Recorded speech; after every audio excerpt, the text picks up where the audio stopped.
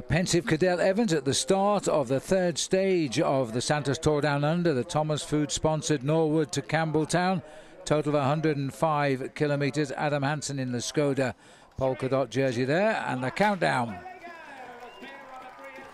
Yes, lining up to 145 kilometres between Norwood and Campbelltown, with a big sting in the tail because facing the riders with 7.5 kilometres to go, the ascent of Corkscrew Hill. That would always be the target of the day, but immediately from the gun, an attack by Travis Meyer.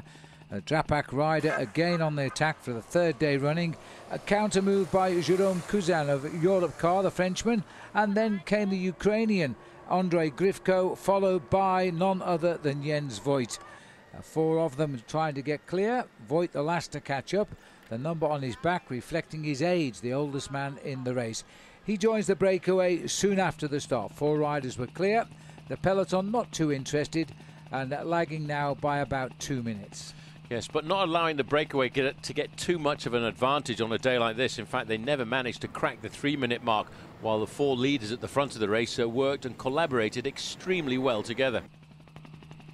Continuing to gain as they went past the chain of ponds, an area where we raced through on yesterday's stage as well. The riders now heading towards the first target of the day, which was Kersbrook, and the sprint there at 38 kilometres done. The rider in second place, Grifko, chasing the small time bonuses. He was best placed in the breakaway, 21 seconds off the ochre jersey, going across in second place there.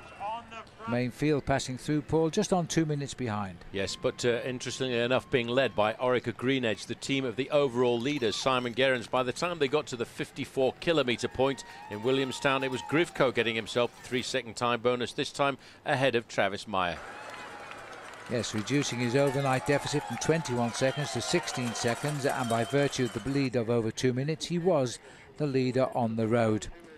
Four riders now in the heat of the midday sun, the temperatures rising over 33 degrees Celsius. Michael Matthews tapping out the rhythm in defence of the ochre jersey, and the sun finally got to Jérôme Cousin, and he fell away from the leaders. Enthusiasm with the spectators, knowing that this was going to be a big day once the race got to Corkscrew Hill. The three leaders now, though, as they went under the famous rocking horse in this area, starting to lose their advantage. They were now making the long descents down towards the turn onto the climb itself of Corkscrew Hill, the big talking point of the day. But the riders now, at 20 kilometres to go, were hoping they could make the finish. A long sweeping bend at the bottom of the road there. Jean-Henri Le Cuisinier, a Frenchman on Française des Jeux, was left on the road. And at the same time, up front, Travis Meyer was left off the back of the breakaway. Yes, but the main field were taking this climb very seriously indeed, and Team Sky were all over the front trying to set something up for their man, Richie Port, who was sitting there in second position. But Cadell Evans on the other side, as they approached the summit of Corkscrew Hill, had something else to say. And then a superhuman effort from Cadell Evans after his teammate had softened them up at the bottom of the climb. Richie Port could not hang on to the Tour de France winner. Simon Gerrans had made a slow start to the climb, but he was now getting in the swing of things. He came up behind Richie Port. Port tagged onto him while over the top with a lead of some 17 seconds. Cadell Evans was topping now Corkscrew Hill, and before a huge crowd was now diving down the 7 kilometres to the finish. He led over the top by around about 17 seconds, but knew there was only 7 minutes of effort left on the very fast running down towards the finish, where he touched speeds approaching 100 kilometres an hour.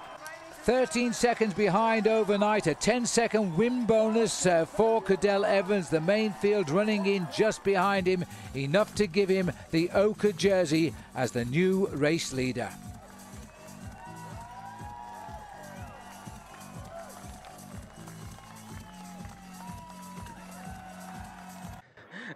No, I had an idea of what we might have an opportunity to do, and you know, it's always might, if, maybe. But you know, in this sport, when you take a chance, when you have an opportunity, you have to run with it. And yeah, right to the last 300 metres, I wasn't sure that I had it, and I still don't know what the time gap is. And in the end, the move for me is always for GC. Actually, if I you know, stage things and so on, well, that's of course great. But GC is what we're really here for. The team were right up for it as well when they came to Corkscrew, because you used all of the team and then eventually you took responsibility yourself. Yeah, we've been training well. We have a really solid group here. Ben's a new addition to our team. Rick as well, Rick Zabel, and I have to say they've come right into our group, right into our synchronisation really well. It's been a pleasure so far, and I hope I can deliver them some more satisfaction.